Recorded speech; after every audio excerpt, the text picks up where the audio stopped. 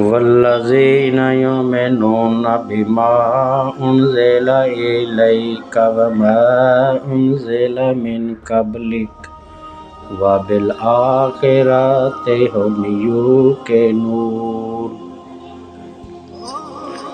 اور وہ ایمان لاتے ہیں اس پر جو تمہاری طرف نازل کیا اور تم سے پہلے نازل کیا گیا، اور وہ آخرت پر یقین رکھتے ہیں۔ And those who believe in what was revealed to you and what was revealed before you, and of the hereafter they are certain۔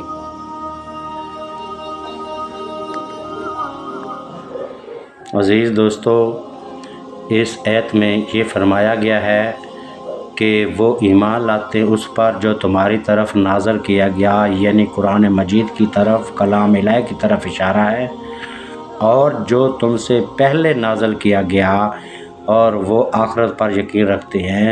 یعنی اللہ تعالیٰ کا یہ ہمیں حکم ہے کہ وہ اس پر یقین لاتے ہیں کہ جو قرآن ان پہ نازل کیا گیا اور اس سے پہلے تمام کتابیں، ان کا ذکر بھی ہے کہ جو وہ پہلے نازل کیا گیا اور جو نبی مبعوث فرمائے گئے، اور یہ جو قرآن نازل کیا گیا اور نبی مبعوث فرمایا گیا، یہ سبھی اس پر ایمان لاتے ہیں۔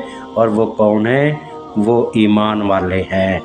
اور آخرت پر، یعنی جو حشر والا دن، روز یوم قیامت اور حساب کتاب والا دن یقین رکھتے ہیں، اور اس پر عقیدہ رکھتے ہیں کہ آخرت بھی ہے اور یوم جزا سزا بھی ہے، اور ہمارا حساب کتاب بھی ہوگا، اور پھر ہم کو اللہ تعالیٰ دوبارہ اٹھائے گا بھی اور زندہ بھی کرے گا اور حساب کتاب لے گا مرنے کے بعد۔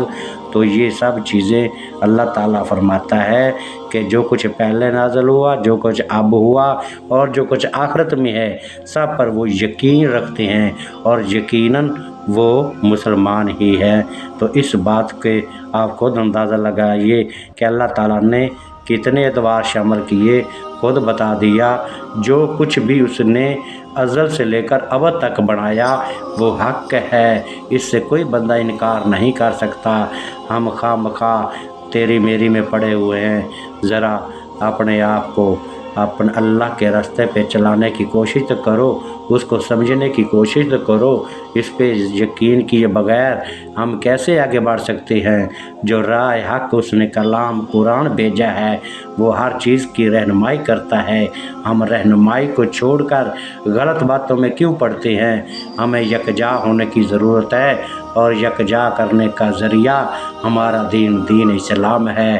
لہٰذا میری تو یہی گزارش ہے کہ اس کو قابو کر لو۔ اگر فلاح چاہتے ہو تو اپنا خیال رکھنا۔ والسلام۔